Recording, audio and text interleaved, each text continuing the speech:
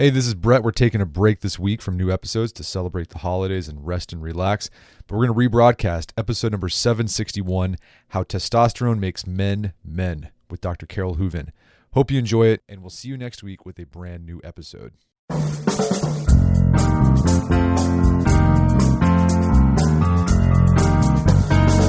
Brett McKay here, and welcome to another edition of the Art of Manliness podcast. What creates the differences between the sexes? Now, many would point to culture, and my guest today would agree that culture certainly shapes us. But she'd also argue that at the core of the divergence of the sexes, and in particular of how men think and behave, is one powerful hormone, testosterone. Her name is Dr. Carole Hooven. She's a Harvard biologist and the author of T, The Story of Testosterone, the hormone that dominates and divides us. Today on the show, Carole explains the arguments that are made against testosterone's influence on shaping men into men and why she doesn't think they hold water. She then unpacks the argument for how testosterone does function as the driving force in sex differences and how it fundamentally shapes the bodies and minds of males. We delve into where T is made, how much of it men have compared to women, and what historical cases of castration tell us about the centrality of testosterone in male development. We then discuss how T shapes males starting in the womb and going into puberty and beyond before turning to its influence in athletic performance. And we enter a conversation with Carole's impassioned plea for celebrating what's great about men. After the show's over, check out our show notes at aom.is/T.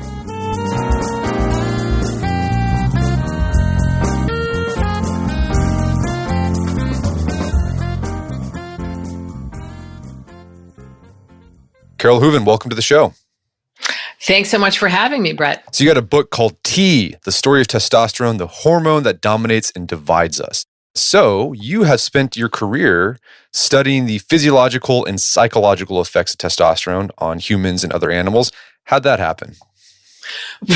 Okay. Wow. I don't know where to start. I guess I could start. I'll just start by saying when I graduated from college, I had no idea what I wanted to do. I just sort of got a regular job. I did that for 10 years. And then I decided that I wanted to go work with Richard Wrangham, who I know you've had on the show before. And the reason I wanted to do that is because I had been taking classes and reading books and just traveling and trying to figure out what I really wanted to do when I grew up. And I read this book by Richard Wrangham called Demonic Males. And I had really been focusing in on understanding human behavior, and I'd gotten really interested in neurobiology. Then I discovered genetics and evolution and got really interested in that. And then I read Richard's book, which used research on non-human primates, primarily chimps, as a way to understand the evolutionary and genetic origins of human behavior, particularly aggression. And I thought that was fascinating. And I thought that was something that I might be able to actually do, especially because Richard was at Harvard at the time. And so I quit my job and applied to the Harvard graduate program and got rejected because I had no relevant experience. And then I really bugged Richard and some other people in the department. And I was like, look, I already quit my job. This is what I want to do. And eventually, because I was persistent and enthusiastic, not because I had any special expertise, I have to say, Richard gave me an opportunity to go out to Uganda and study chimps for a year. I ended up getting evacuated because there was a lot of really awful violence and political upheaval around Uganda in that region of Africa at the time. So I only spent 8 months out there.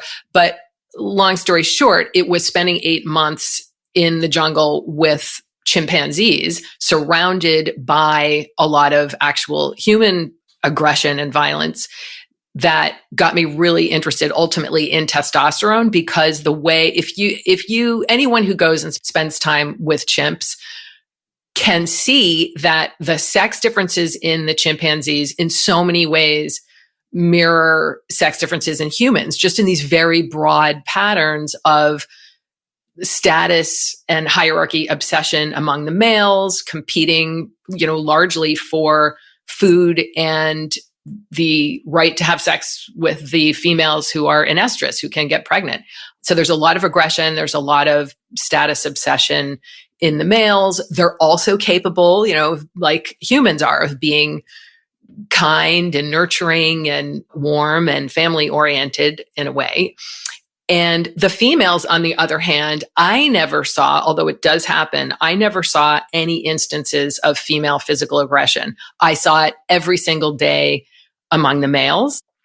And so that was just this very pronounced sex difference where there was a lot of nurturing and caregiving among the females, just much more peaceful overall on, all of this is on average.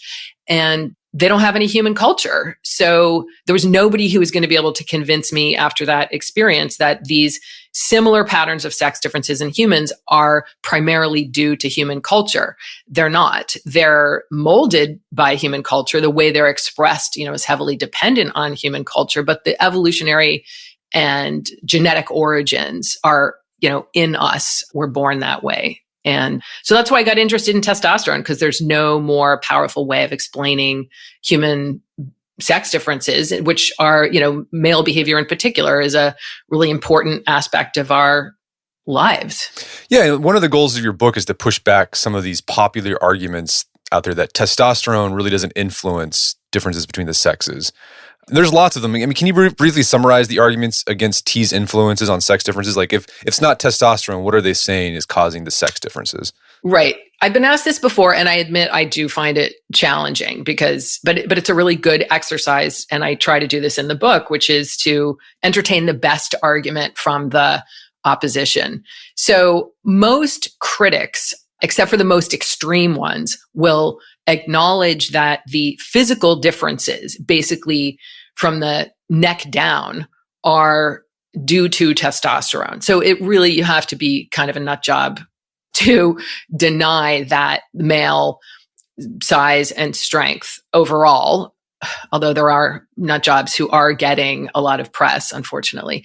But that's just really would be incredibly far-fetched to try to deny the science that testosterone at least explains the secondary sex differences in humans. So that's height, muscle mass, fat distribution, body hair, those kinds of things. So most critics will acknowledge that testosterone is responsible for those physical differences. More reasonable critics, and I think, this can play a really useful role in the science of testosterone and sex differences.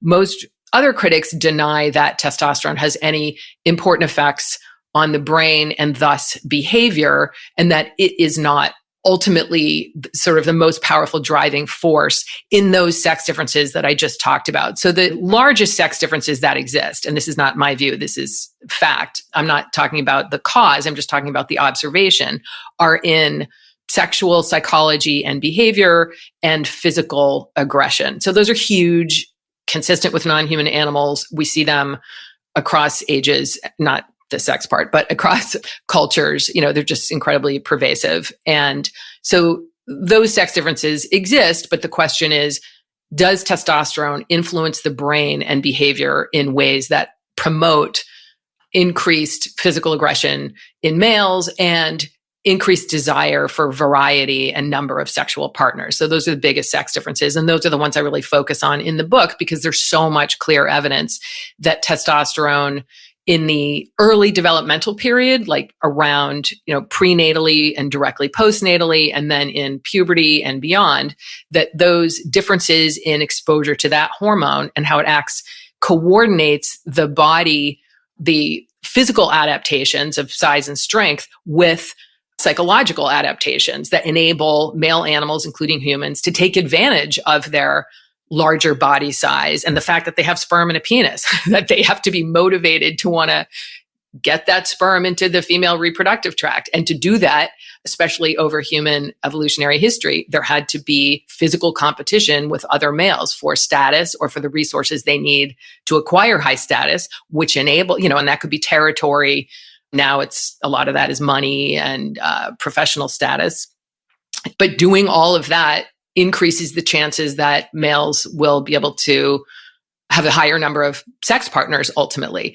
And there's different strategies that males can use, and we can get into that. So it might not be an increased number of sex partners, but it might be using one's body and having the psychology to want to use one's body, or even just one's sort of competitiveness and desire to elevate one's status that could result in the acquisition of a high quality mate, where if you mate with that single female for life, you could do very well reproductively. It doesn't mean that you have to have 10 kids, but it means you have to acquire that mate and have sex with her. So the adaptation is not the male desire necessarily for children. It's the desire to either partner with one or a few mates and be a good partner, or play the field and have many different partners.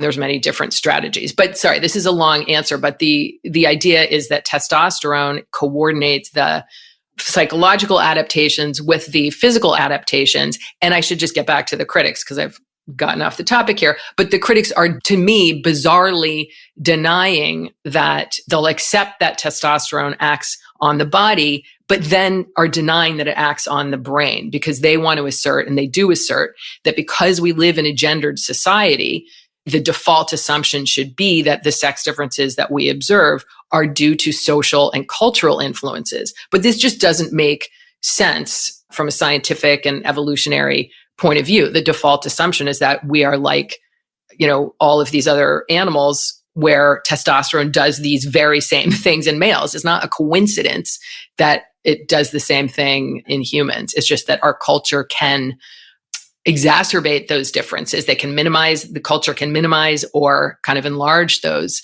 differences, or just budge the expression around. So it's always gene culture interactions. Why do you think the critics are so reluctant to embrace the fact that T influences not just the body, but the mind? Like, what is like the apprehension? Yeah, I think it's based on fear, which should not be playing a role in science and our efforts to understand reality. So even if the fear was true, if the fear was based in reality, so suppose the fear is that, well, if men are dominant to women and have power, commit rape, cheat on their wives, if that's because of something in their genes, if that's because their genes code for high levels of testosterone and testosterone promotes these behaviors, the fear might be, well, then there's nothing we can do about it. Then we're stuck with bad male behavior, and it justifies bad male behavior because it's natural. That's called the naturalistic fallacy, by the way. The idea that what is found in nature is good. And anyone can see in 2 seconds that there's plenty of things that are natural, like malaria, that are terrible. So that's just a bad argument. And there's also plenty of evidence that we are definitely, that's biological, the idea of biological determinism, that if something is in our genes, it's immutable and we're stuck with it and we have to accept it. Of course, that's not true either. And all you have to do is look around the world at different cultures and different societies and see what the differences in, say, the rates of murder are. Because males commit across the world about 95 to 98% of all murders. But in some cultures, the sex difference in the murder rate and the murder rate itself is incredibly low. And I always use Singapore as an example because it's extremely safe. People, especially women, can walk around feeling safe because the sexual assault is incredibly low. Physical aggression committed by males in general is extremely low. And that's because of their culture and harsh penalties for those crimes. So and that's just one example. And we know that there are examples on the other end. Like I was just talking to a grad student in my department who is from India, and I know the data on India, but sexual assault is rampant because it hasn't been taken seriously in India by the government there, and you can get away with it. And so men, if you can get away with it, men are going to do it, and they do. So the idea is that genes and testosterone sort of lower the bar for the expression of those behaviors in the right environmental circumstances. But that doesn't mean that the environment can't shape heavily the expression of those behaviors, right? So males are definitely more inclined to those behaviors, but we know that there's all kinds of things we can do to tamp down the expression of those behaviors. And that's clear from just even looking across cultures or even across time and how we've changed over time. Our genes haven't changed, but the laws have, and that social norms have. Okay, let's dig into the basics of testosterone. I think everyone has a general idea what it is. It's all male and female have testosterone, but males, That's right. males have more testosterone. Kind of like, where is it made in the body, and like, what are the difference in testosterone levels in men and women? So testosterone, first of all, in adulthood, males have anywhere in puberty, males can have 10 to 30 times the level of testosterone as women. But in Western kind of well-fed populations, it's about 10, males have about 10 to 20 times as much as females, adults, that is. And there's no overlap in testosterone levels in healthy, normal populations of men and women. And so in men, about 95% of testosterone comes from the testes, and the rest of it comes from mostly from the adrenal gland, and there's some other sources. Testosterone is actually made by many tissues. It's even made in the brain. So most of it comes from the testes and then can enter the brain, but it can also be made de novo in neurons, which is really interesting. And so in females, about half is made, these very, very low levels are made in the ovaries, and then the rest is made in the adrenal glands and in fat cells. So also, and I should just say, estrogen comes from testosterone. So testosterone is converted into estrogen in males and females, and males also make estrogen, and males who have more body fat are going to have more of the enzyme, which is called aromatase, that converts testosterone into estrogen. So men who have a high level of adiposity can start to develop some feminine features like gynecomastia, aka man boobs. And that's because the estrogen levels can really rise due to this high activity of this aromatase enzyme. So in females, estrogen can come from conversion of testosterone in various tissues and from precursors to testosterone that are produced in the adrenal gland that can then also be converted to testosterone in other tissues.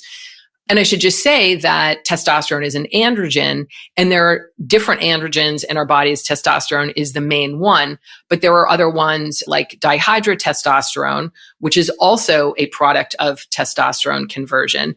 And all the androgens interact with what's the androgen receptor, and like a key in a lock, basically. And the androgen receptor is present in many, many tissues, again, also in our nervous system and our brain.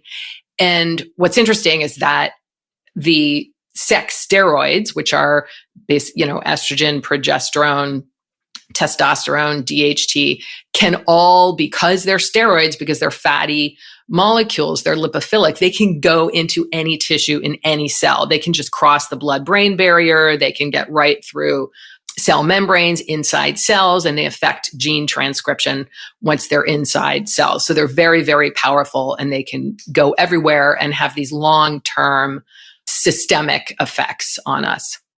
I think it's interesting to note that our knowledge of testosterone is relatively new. Like, it wasn't until like the 1920s that scientists were able to actually pin down like testosterone, the hormone.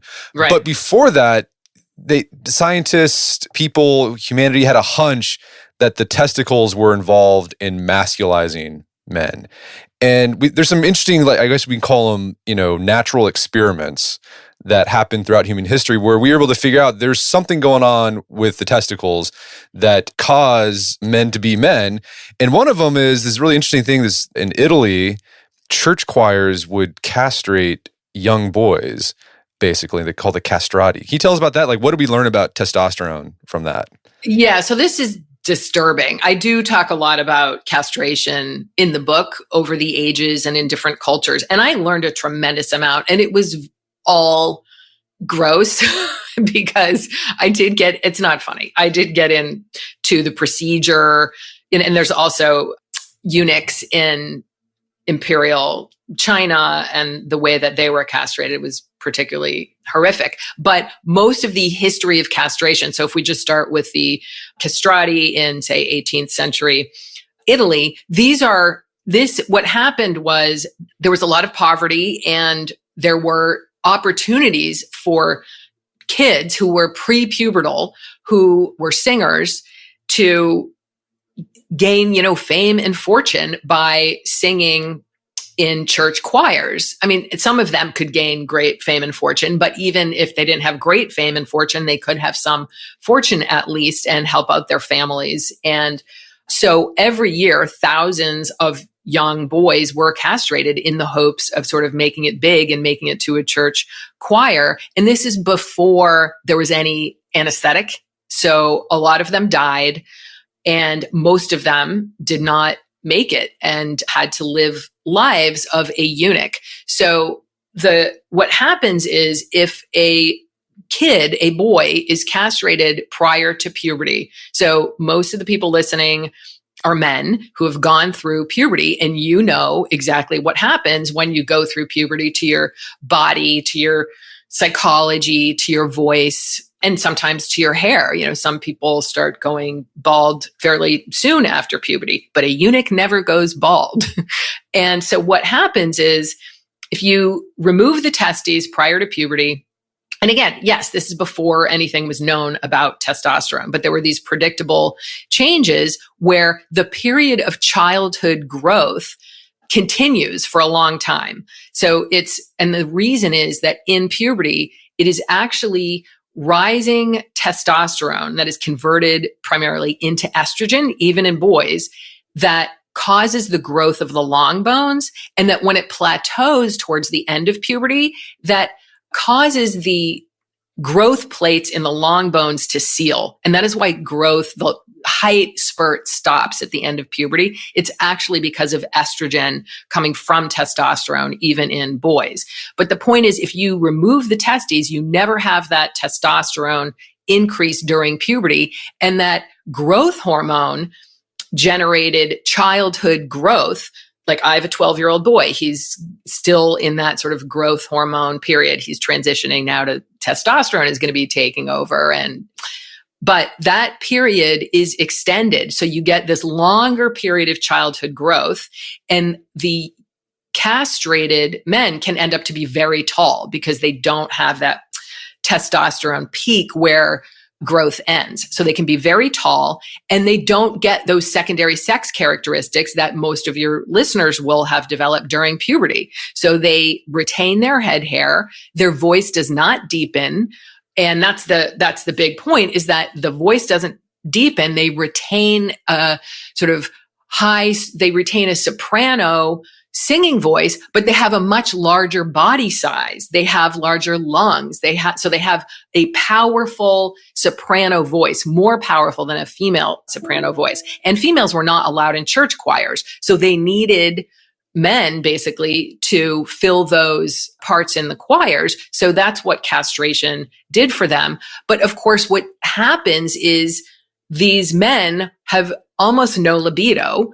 And of course, they have no ability to impregnate anybody. So that is one of the ways, that's one of the sources of information that castration, even in humans, lowers libido. So it's something about the testicles is necessary for typical male libido. And this was also known because there was lots of castration experiments on animals, and animals would be castrated to reduce aggression, to reduce libido for various reasons, to, generate certain kinds of meat, like from a chicken. A castrated chicken has a large body size and more tender meat, and that's called a capon.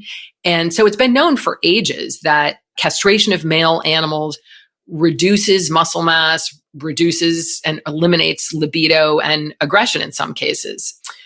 Yeah, so there was a long, deep knowledge about the testicles and the necessity of the testicles for sort of typical male behavior. But testosterone itself was not isolated until 1935. And so that took a long time, because we've known about this since like the 4th century BC, had this information. And yeah, so it took until the early 20th century to really identify testosterone and start to try to manufacture it. Okay, so let's talk about like how testosterone makes boys and men. And I think oftentimes we think, testosterone only has an effect on a male during puberty, because that's when you have this huge spike. But you talk about the influence of testosterone starts in the womb prenatally. So walk us through that process. Like what happens to a fetus when it's exposed to testosterone? Like what's going on there? Yeah, so that's super important, that prenatal and directly postnatal period. We don't know as much about what testosterone is doing in little boy babies when it goes up right after birth, but we can talk a little bit about that later. But we know a lot about what it's doing in utero. And I should just say that the way that little humans or conceptuses, which are just that embryo, the very early embryo actually doesn't become male or female because of testosterone. It takes on male and female characteristics because of testosterone.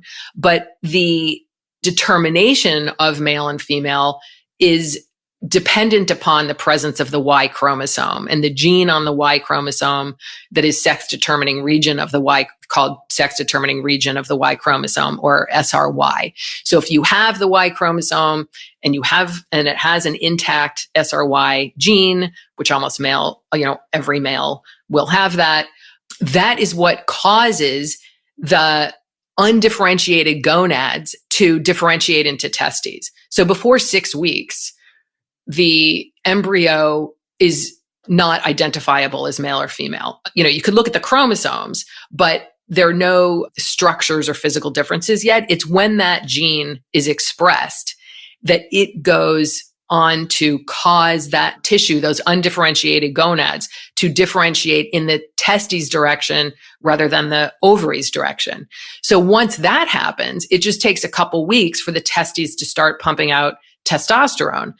So I was pregnant with a boy, and it was just bizarre to know that he was in there with his little testicles in my body, that his little balls are making testosterone, that testosterone is what was necessary for guiding his body and to promote the development of all the male reproductive structures and physiology. So his scrotum, his penis, his prostate, his vas deferens, all that stuff is due to the actions of testosterone directly. And testosterone can do that because, like I said before, it acts on his genes that females share. Females have the same genes. It's just that they don't have testosterone to cause the genes to be expressed in a way that grows and maintains the male reproductive structures. So the little fetus has testes that produce a lot of testosterone, and that's what is responsible for the development of the male reproductive structures and male reproductive function that I just described. But at the same time, evolution has done this amazing thing where testosterone, at the same time prenatally, as it's working on the body to masculinize it, it goes into the brain, because I'm just going to say it knows that this is an animal that needs to reproduce in a way that females don't need to reproduce. Like, this animal has to compete basically for female mating opportunities and is going to be producing sperm. So this animal is going to, as a little kid, need to do more rough and tumble play, for instance. And females might have to practice nurturing behavior. So females don't have exposure to testosterone in utero, or they have typically very, very low exposure. Males will have very high levels of testosterone in utero that masculinize the body and the brain, so that the brain can take advantage of the male body and shape that animal for male reproductive strategies, which are different than what females need, because females need to use their bodies to grow their offspring and feed their offspring. And males don't use their bodies to grow the offspring. They use their bodies to compete for the right to have a female do the work for them, basically. And that all starts in utero. And then there's a small rise in testosterone. Sorry, it's a short-term rise. It's a 3-month increase in testosterone shortly after birth that seems to be very important physically, again, and probably neurologically, but we don't know a lot about it. But there's some hints that it might further masculinize behavior and have something to do with penis development, and could have something to do with ultimately penis size, but there's not a huge amount of work on that yet. Right. So, okay, basically there's kind of like a mini puberty That's right. For boys right after they're born. We're going to take a quick break for a word from our sponsors. And now back to the show. So basically this prenatal exposure to testosterone is it kind of laying the groundwork, like the wiring for later development in puberty? That's exactly right. So the framework that scientists use to talk about this is called the organizational activational effect or framework. So this is the idea, and this is actually really important because people think all you have to do is shoot up. And this happens obviously in like trans men or people who transition their gender. They will take the hormone, they'll block their own hormones and take the hormones of the opposite sex. So for instance, if a female transitions to live as a male and takes male levels of testosterone, that testosterone that she's taking as an adult is acting on her brain in a way that's different from how it would act on a male brain. Because a male brain has been the neural structures are permanently masculinized. And these are very subtle effects. These aren't like huge differences in structures in the brain. These are widespread, small effects on like cell death and synaptic and connections between cells. So these are small effects that seem to have small changes that seem to have important effects in adulthood. So the brain is masculinized in boys prenatally. And then in adulthood, when testosterone goes up in puberty, that testosterone is acting on those previously masculinized neural structures. So that if testosterone goes up in adulthood, say in a female whose brain has not been masculinized prenatally, it's going to have a different effect because it's not acting on previously masculinized structures. And this is hard to study in humans, but it's very clear in non-human animals that you cannot activate typical male sexual and aggressive behavior in female animals whose brains have not been masculinized prenatally, if that makes sense. Does that make sense? That makes sense. That makes sense. And so, okay, this prenatal exposure to testosterone is what gives boys their boyish behavior. So like what's interesting, so there's before puberty. Yeah, before like puberty. So tackling each other. Yeah, so there's a lot of rough and tumble play. I think I've heard boys, this is generally tend to be more object oriented as opposed to person oriented. And what's interesting, like gender differences in toy preferences. You see this even in chimps. They'll give chimps, a toy, and the female girl chimps will like play with maybe like a doll, but like the boys will somehow turn it into like a weapon of some sort. Yeah. I mean, the primate toy studies are they're interesting, but not robust. Less convincing to me than the rough and tumble play. Like we don't even need the toy thing. Okay. Just the rough housing. You can look at all these, take mammals, and it's not even confined to mammals, but you could look at chimps, you can look at rats, you can look at a huge variety of animals, and you look at the juveniles, and there are clear sex differences in play that are parallel in many ways to what we see in humans, where the little boys, say in chimps or in rats, are tackling each other, they're playing physically, what they're doing is practicing physical competition for status as adults. So they have to practice their reproductive skills, their survival and reproductive skills. So that rough and tumble play is fun. It has to be fun or else they wouldn't do it and they wouldn't get the practice. But they like that heavy physical play more than females do. Females are doing other things. And in humans, we see the exact same patterns.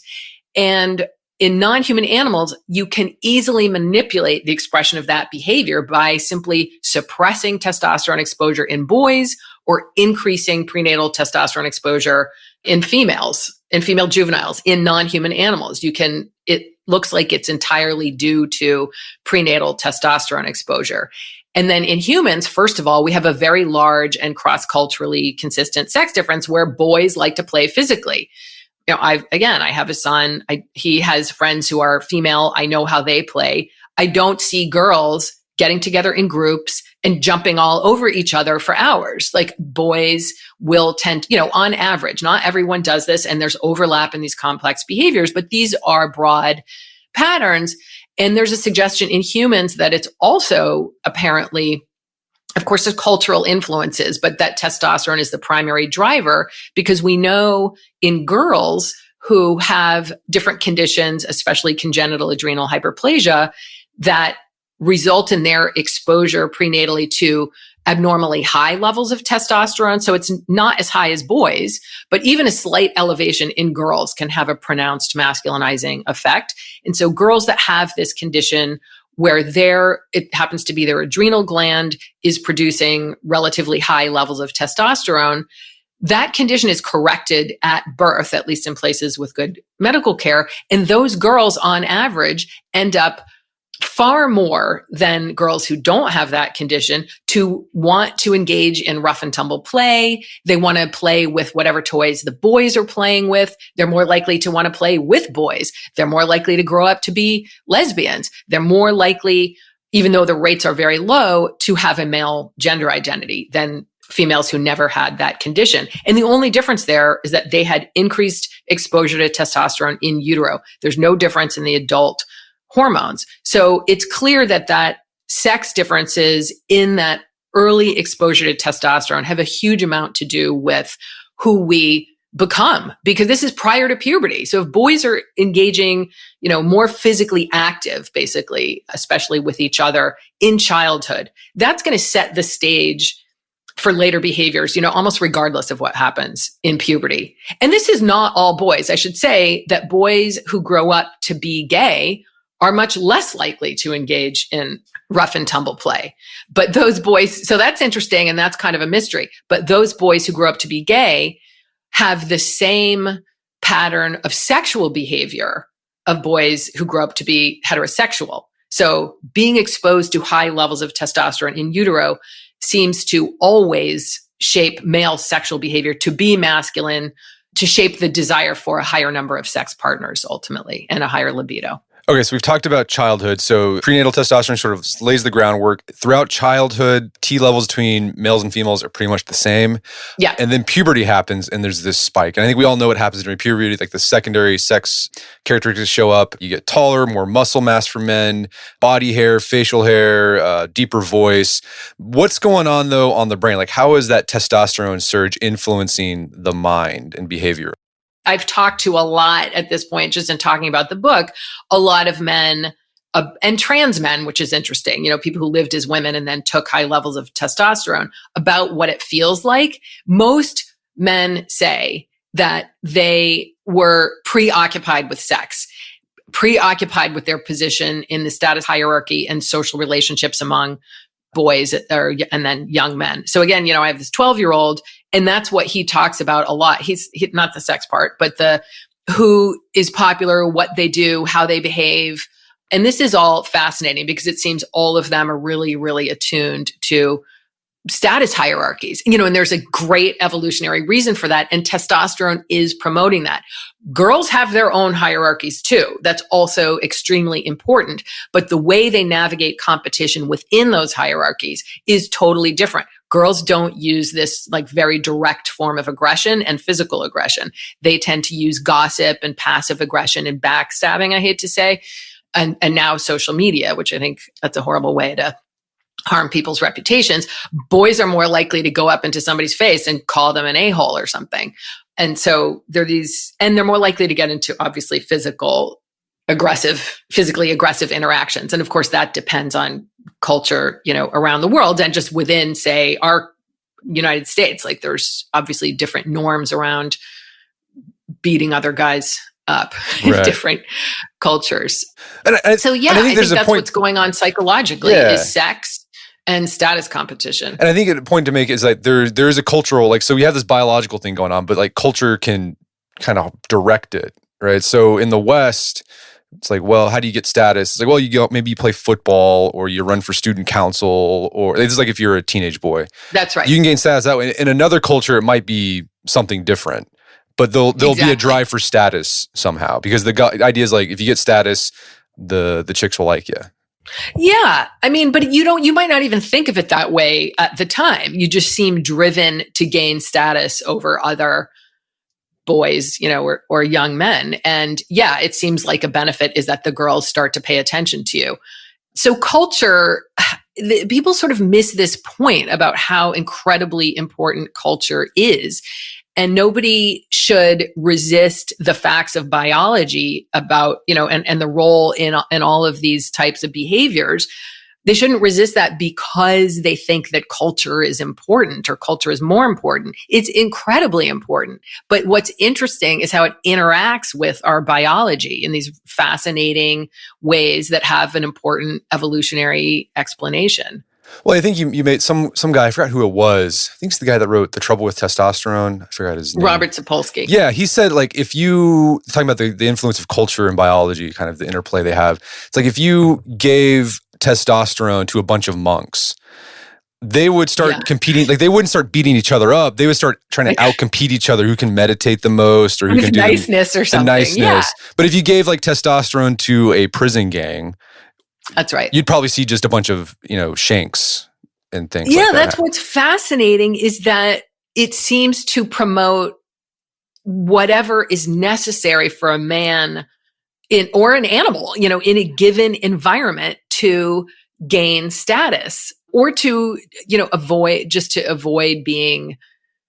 losing status, say. So it sort of increases your attention to those signals of status is how it seems to work. Your vigilance and your attention and your striving for status in whatever way is necessary. And in our deep history and still in many parts of the world, that was physical aggression. So that's why males are larger than females and still are, so there's still those cues, and women are still attracted to big, tall, say muscular, assertive men, even if there isn't any actual reproductive benefit. That's how women are wired. So males are also still wired to, really care about status and be responsive to those cues in a way that women, are responsive to different kinds of cues. And status just is not quite as important for female reproduction, of course, as it is for men. It still matters because females want to compete for the high status males, and there aren't that many of them.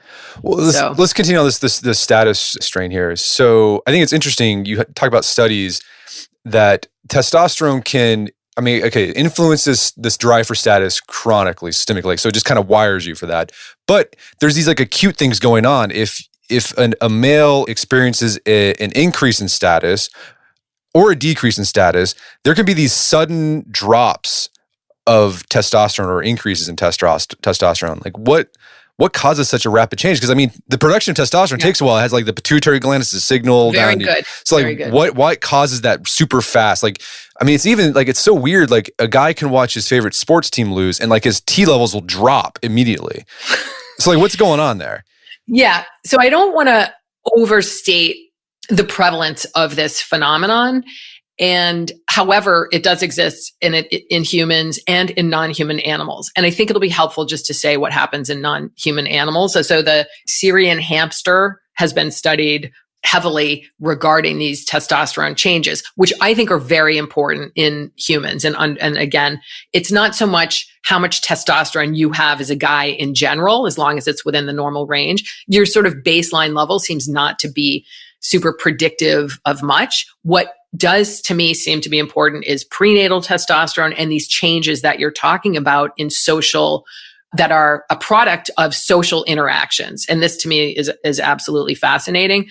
So in Syrian hamsters, if a Syrian hamster has a fight with another male for territory. So territory is the equivalent of any kind of resource in humans because you need territory to get females because females will feed on the territory that a male can guard, basically. So high status males will have larger territories in the wild anyway.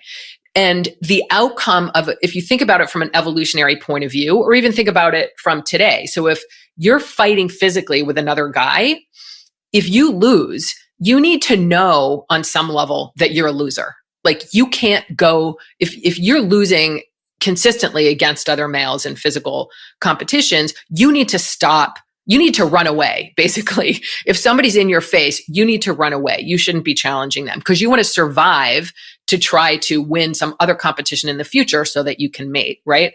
So how do animals make those decisions about how do they know, well, I need to, fight or I need to flee, right? Those are decisions that animals have to make. So when someone's threatening you, it may trigger in you the feeling that they're threatening you physically, even if it's just a chess game or a tennis match, definitely in a football game, or just some guy is in your face. There's all kinds of situations where two males are competing for status in humans in some way, right? So in the hamsters, if a male loses a physical fight and he submits, right? He ends up by going on his back and getting on his back and submitting. His testosterone will tank. So first of all, when they're facing off, both of them have an increase in testosterone. The loser will have a pronounced decrease in testosterone. The winner will maintain high testosterone or it will get higher. And then the loser will fail to defend itself or defend its territory against a future threat because he's lost. That reduction in testosterone is somehow telling him he should be scared and run away. So if you block that reduction in testosterone after he loses, he'll continue to defend his territory and challenge other males. And then he'll get his ass kicked and he could die, right? So it seems like the testosterone drop is adaptive for losers. A testosterone rise is adaptive for winners because it's a way of shaping the animal for future encounters. So if you're a winner, in the face of threat that you're a winner, you act like a winner, you don't back down, you take on the challenge. If you have lost, you're fearful and anxious and you retreat from confrontation. So we have all varieties in humans of those responses to competition, but it seems like testosterone changes in the moment, in the face of competition, are playing a role neurologically to set people up for reaction to future competitions and may help to account for different, ways that people engage in competition in general and just feeling like they are fearful or feeling like confident in the face of competition. So yes, there's all kinds of examples in the human literature where either from sports or again, from competitions that are not physical even. And then there's all these competitions that we don't measure, which are just males getting each other in each other's faces in some way, having subtle competitions where there are these testosterone changes. It's tough to pin down experimentally, like exactly when they happen and who they happen in and exactly what the function is. But from the literature on non-human animals, it seems clear that we do know that when testosterone rises in these social situations, it can increase dopamine, which is a hormone that is rewarding and promotes the same behavior in the future because it increases motivation for the same behavior in the future because it felt good last time. And cortisol is a hormone that is associated with stress and anxiety, and that can be paired with the testosterone drop, and that can possibly motivate the animal more towards a retreat strategy in the future. Okay. So there's like a Matthew effect going on, right? He who has will be given more, he who doesn't have will be taken away from. So yes, I think that's right. But it's adaptive for all, basically, based on, but it's a way to, if you're in a stressful situation, it's possibly a way to condition males about how to respond very quickly so they don't have to stop and think about it. And I should just say, you raise a really interesting question. How does testosterone change in these situations? Because like you said, the signal to produce testosterone in the testes comes from the brain. It comes from the hypothalamus and pituitary in the form of luteinizing hormone. And it takes an hour for that hormone to get from the brain to the testicles and to result in a pulse of testosterone, essentially. Then that testosterone have to go through the blood and alter gene transcription, which, theoretically should not have immediate effects on behavior. So the answer is we don't know how social interactions can cause these testosterone rises. It may be that it's not coming from the testes, or it may be that it's not coming from LH, luteinizing hormone. It may be that there's an increase in adrenaline and that somehow adrenaline acts on the testes to release testosterone that's kind of hanging out there. But we don't No. And this is something that I've been obsessed with a long time. What is the mechanism here? Okay, so testosterone makes teenage boys, young adult males preoccupied with sex, preoccupied with status. We also I wouldn't say makes, but yes, heavily influenced. Yeah, right. And then also we've talked about this a little bit. Aggression, like it causes or influences males to be more aggressive. And what's the advantage of that? I mean, what's the advantage of being aggressive? Because that just helps you get access to mates and resources. Is that the idea? So there's actually not a big sex difference in aggression. Okay. Just broadly, it's really physical aggression. Okay, physical aggression.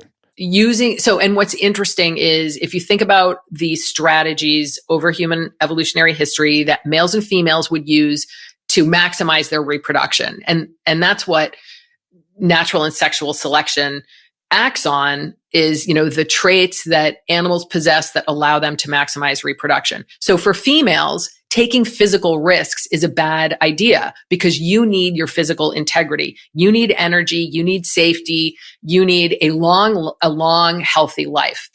Because you don't have to worry about fighting for mates, right? You have to worry about having the energy and health that you need to bear and feed your children, and you have to care for them. So it doesn't pay off for females to take physical risks, and they don't have that need to compete physically for mates. Although they compete for mates, but in ways that don't put their physical selves at risk typically, right? So males are, relative to females, over evolutionary history, have benefited from physical aggression because that's what their bodies are, in a sense, built to do relative to females. That's where they're putting their reproductive energy budget. That's why they have bigger bodies and more muscle. That's the only reason relative to females. So that muscle, that's a history of using their bodies to compete physically for mates. So we retain that in a modern environment. That's attractive to females. It's not the case that they have to compete physically anymore. So in different cultures, women are going to prefer men who have high status, whether it's gained physically or not. Like, I'm married to a philosophy professor, and he's definitely never gotten into a fight, but he's super attractive to me, partly because of his status. But it's not, he got that with his brain, not with his body, but it depends on the environment you're in and what pays off. So we have this evolutionary history of physical aggression paying off, but it still plays out in the extremes. Yeah, I mean, you can see the propensity for physical aggression in males, just like looking at crime reports. If you look at murders, physical assault, sexual assault, it's pretty much all dudes. There's women there every now and then, but it's mostly dudes. But then if you look at crimes like fraud, shoplifting, etc., there's still more men, but women, that's more of where they kind of do their crime if they're going to commit crimes. Yeah, that's where the sex difference is reduced. So women are going to commit crimes, but they're just much less likely to put themselves physically at risk to commit those crimes. Males are much more likely to put themselves physically at risk to commit crimes and to do everything else, like to show off, to, thrill seeking. Men are just far more likely to do that physically. Okay, so we've talked about testosterone's effect on behavior in males. Something that's been getting a lot of press lately is the role of testosterone in athletic performance. What do we know what's going on there? So there's a lot of controversy and confusion around this area, but I'll just say that the science is clear. It's not confusing. And people who try to make it seem confusing, from my point of view, have a political or ideological agenda. It's totally clear that in the almost all sports, there are some exceptions. Men. So if you're looking at the elite level, if you're looking at, comparing highly trained people, who are all taking care of themselves, all healthy, eating well, sleeping, training, et cetera, men blow women out of the water. There is no competition. There are, in many sports, even at the Olympic level, there will be thousands of men who will be better than the number one female. And that's almost the case across the board. In some endurance sports, there are some exceptions to that. The reason is testosterone. Like it is, again, this is abundantly clear that this is an effect, a consequence of males going through puberty. Like for all the reasons that all the things we've been talking about physically, never mind what might be happening psychologically, which is a question, but the physical advantages are immense in terms of what happens that is irreversible, first of all, in puberty. So there is some aspects of pubertal changes that are reversible, but there's others that are not. So the ones that are permanent are obviously the bone growth. So the height, bone density to some extent is irreversible. Testosterone causes increase in bone density, and that happens because of the increased muscle during puberty that exerts forces on the developing bones that causes them to increase mineralization and density. So you have stronger, taller bones. So you have larger bodies, and on those larger bodies have much more muscle, and testosterone causes stem cells during puberty to differentiate into muscle preferentially over fat. So those don't reverse, so that in adulthood, if you're a male and you suppress your testosterone, you will not lose all of that muscle advantage you would have over a typical female. So there's height, there's bone density, there's larger hearts and lungs, there's increased hemoglobin. So males have significantly more hemoglobin. That's a direct effect of testosterone, and hemoglobin carries oxygen around the blood. So you'll have more oxygen fueling the greater amount of muscle mass. You have massively higher upper body strength. Males, again, the upper body strength just blows away the upper body strength of females. You have greater throwing capacity. You have greater grip capacity. I mean, I could go on, and you have more power. So sports that emphasize power, like weightlifting, like Laurel Hubbard, for instance, is a trans woman who competed in weightlifting in the Olympics recently. And there was a lot of controversy and questions about whether because she was a person who was male, who transitioned to living as a woman and had stopped her testosterone and taken estrogen. And the question was, would she have an advantage in weightlifting over natal women? And the answer is yes, because she went through male puberty. She's going to have a huge advantage because all of her muscle mass that she gained as a result of male puberty doesn't disappear even when testosterone is stopped for something like even 5 years. So there's enormous advantages to going through male puberty, and those do not disappear when testosterone is suppressed in trans women. And that's just indisputable. There's just it's not that some people are saying women aren't trying hard enough, and that's why they're losing. That's just a joke. That is a joke. So, I mean, when people finish this book, like, what do you hope they walk away thinking? Yeah, I mean, there's a couple things.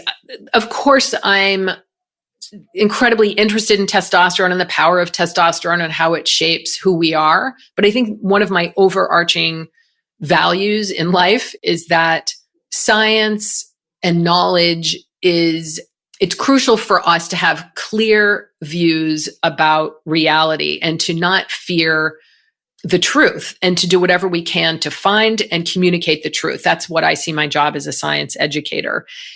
And that when you learn how things work, you have more power to make the world a better, safer, more equitable place. And so that is one thing I want people to come away with. I want them to see that it's possible to be clear and honest and open, but also sensitive and compassionate. And then the other point is, of course, about the hormone. There's just so much evidence that this one molecule shapes our society in these really profound ways. And that the more we understand about how it works, the more we can capitalize on the positive aspects of being a man, which we didn't even talk about. We didn't talk about toxic masculinity, which I really don't like at all. I don't like that term. I don't like the concept either.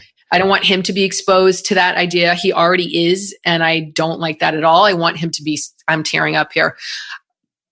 I want him to be, proud. Sorry. No, you're fine. Sorry. I feel so deeply about this. Nobody should be ashamed to be a man, to be masculine. And we didn't talk about heroism. And if you look at the news and who's risking their lives to save the lives of others, it's men typically. There are really brave women who are doing that too. But I don't know why I'm getting so upset. I'm sorry. No, you're fine. It's men. And I think there are a lot of struggles that we need to acknowledge that men are facing. And I wish we could just be open. And some of those struggles are around puberty and adolescence. And I wish that more people felt they could talk about their struggles and have support, and that this ultimately is the way to making the world a better place. And there's so much positivity around masculinity, and that should be celebrated and encouraged. And this whole narrative about toxic masculinity that seems to be increasing, I wish would end. I wish it would end. No, I like how we ended on that, because I think it's true. I'm tired of the toxic masculinity discourse. I don't think it's helpful. I don't even know what it means anymore, because it gets bandied around so much. But then we also forget about all the great things men do. And I think men need to hear that as well, because I think you're just kind of scolded all the time in the popular culture, and it can get you down. Yeah. And I assume working hard and being a great dad. I mean, yes. To me, having that involvement in the family and having that kind of support, and men bring something to the family that women just don't. And I watch this in my own family, the way that I am with my son and the way my husband is with my son is very different. And he needs that. I'm not saying that that every family has to have a male and a female, or a mom and a dad, because of course they don't. But there is something that is so important that dads are bringing to the family. And again, and also people aren't going to like this, but to the world, there is a different way of being in the world that I'll just say quickly. And that I asked my students at the end of class, I usually ask them, what would the world be like without men, or something like that. And just a couple of years ago, a student said, I don't think we'd have tall buildings. Or I think I said, what would happen if we castrated men? Or some other student said, we should castrate all men, or something ridiculous. And this other student spoke up, which was great. I don't think he'd say that today. He said, I don't think we'd have tall buildings. I don't think we'd have the kind of innovations that we have. And that's controversial, of course, but there is something to it. That competitiveness, that drive for status sometimes can be destructive, but can also be incredible motivation for innovation. And that's something that remains to be explored. It's sort of too politically incorrect probably to study it seriously, but I wish we could. Well, Carole, this has been a great conversation. Where can people go to learn more about the book and your work? Okay, so I have a website, carolhooven.com. I'm on Twitter at Hoovlet, and HOOVLET. And my book is on Amazon and wherever you like to get your books. And if you do get it and like it, I never ask people to do this. I keep forgetting. Just if you could review it on Amazon, that really helps. And yeah, so I'd like to get more reviews. Fantastic. Well, Carole Hooven, thanks for your time. It's been a pleasure. Thank you so much, Brett. I've enjoyed the conversation. My guest today was Carole Hooven. She's the author of the book T, The Story of Testosterone. It's available at Amazon.com and bookstores everywhere. You can find out more information about her work at her website, carolhooven.com. Also check out her show notes at aom.is/T, where you can find links to resources where you can delve deeper into this topic.